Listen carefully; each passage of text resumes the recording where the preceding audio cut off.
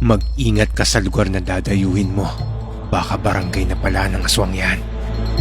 Story.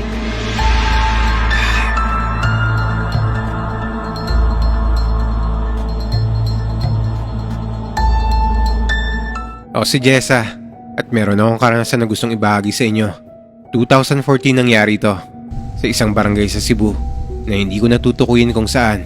Nakakahiyamang sabihin pero nang taon na to, nagtanan kami ng boyfriend ko.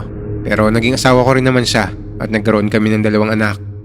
Nang panahon na to, may nag-alok sa asawa ko ng trabaho dun sa isang barangay sa Cebu. Kaya nung nagtanan kami, ay dun niya ako dinala.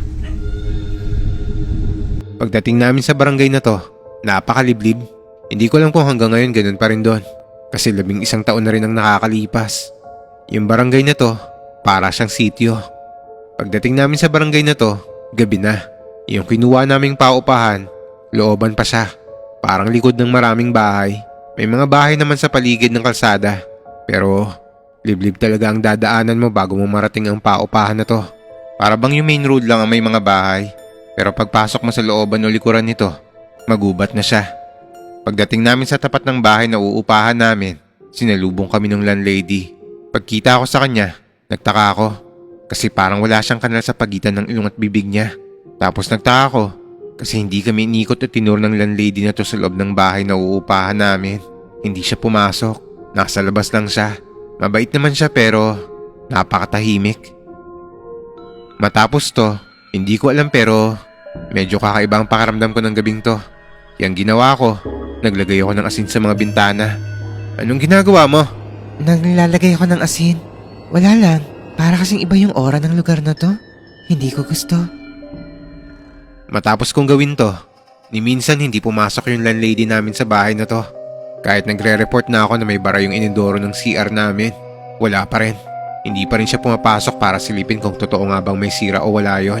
Ang ginagawa niya lang, nagpapadala na lang siya ng tao para mag-ayos nito. Ang mahirap pa sa lugar na to, wala kaming makausap dahil bihira lang ang mga nagtatagalog. Hanggang isang araw, may tumawag sa akin mula sa maliit na tindahan. Sabi niya sa akin, Tagalog ka? Opo, galing Maynila po. Ganun ba? Tagalog din ako.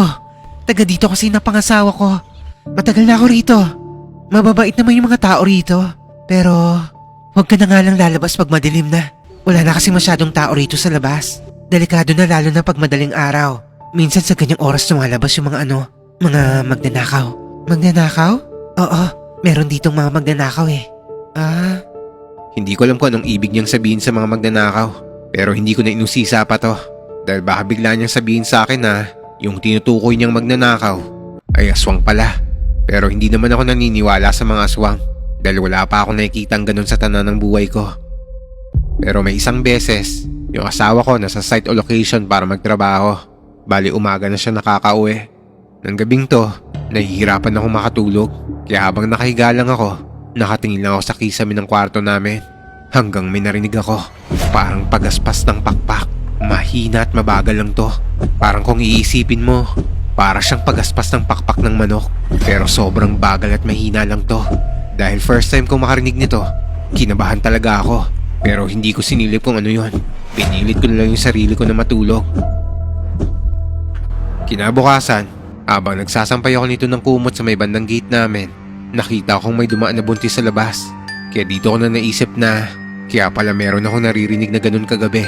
Dahil meron pala kaming buntis na kapitbahay. Hanggang napapadalas na ako na lang ang naiiwan sa bahay. Kasi busy yung asawa ko sa site nila. Dahil nagmamadali silang i-renovate yung ginagawa nilang project. Kaya isang hapon, naisipan kong mamalengke mag-isa. Pumunta ako sa talipapa nila rito. Medyo malapit lang to sa amin. Siguro mga 10 minuto yung biyahe pag sumakay ka ng tricycle. Pagdating ko rito, naganap ako ng isda. At dahil hindi pa ako marunong maglinis ng isda nito, ay binala kong lumapit sa isang tindero. Nang isdang tinitinda nila, ay wala nang hasang at malinis na. Paglapit ko sa tinderong to, biglang may tumawag sa likuran ko. Te! Tagalog? Dahil dito, napalingon ako sa kanya. Siguro kaya niya nalaman na Tagalog ako. Pero wala akong ibang alam na sabihin kundi tagpila, na ang ibig sabihin sa Tagalog ay magkano. Dahil dito, lumapit ako sa kanya at sabi niya sa akin, Masarap ang mami ngayong tag-ulan. Pampainit. Lagyan mo lang ng beef cubes. Masarap na yung lulutuin mo. Dagdagan ko pa ng buto. Pero, Siya nga pala, wag na wag kang bibili ng walang hasang. sabay nakipagbiruan ulit siya sa iba niyang customer na para bang sinimplihan niya lang akong balaan para hindi malata ng iba o ng mga tindero dito sa talipapa.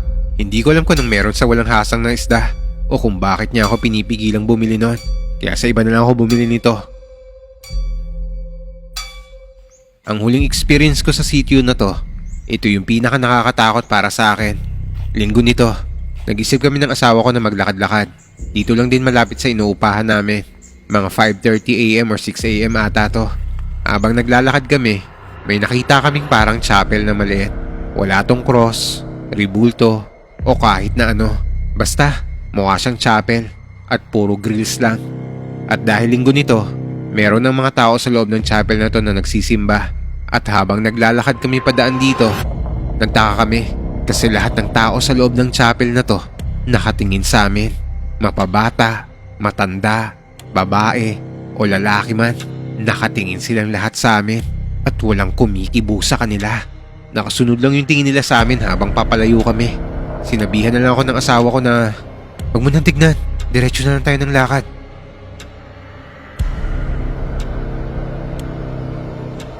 Nang makapunta na kami sa labasan, pumasok kami ng 7-Eleven at nag-ice cream kami dito. Hanggang sa napagkasunduan namin na mamalengke na lang dahil nasa labas na rin naman kami. Pagdating namin ng palengke, as usual, linggo, marami talagang taong namimili. Sabi ko sa asawa ko, gusto kong magluto ng lumpiang sariwa. Pero hanap kami ng hanap ng lettuce nito at sa kakahanap namin, napadpad kami sa parang pinakadulo o kabilang side ng palengking to. Nagtataka ako nito kasi kung gaano karami ang tao sa bungad ng palengke, pagdating naman dito ay halos walang katao-tao at walang bumibili.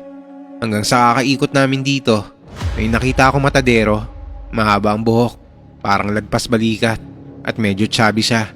Tapos nanlalagkit ang katawan at talagang amoy malansa na siya dahil sa kakachap-chap o kakakatay niya ng baboy. Ang weirdo lang niya kasi habang nagtatadtad siya ng karne, nakatitig at nakasunod lang yung mga mata niya sa amin. Hanggang bigla na lang may lumapit sa aking babae.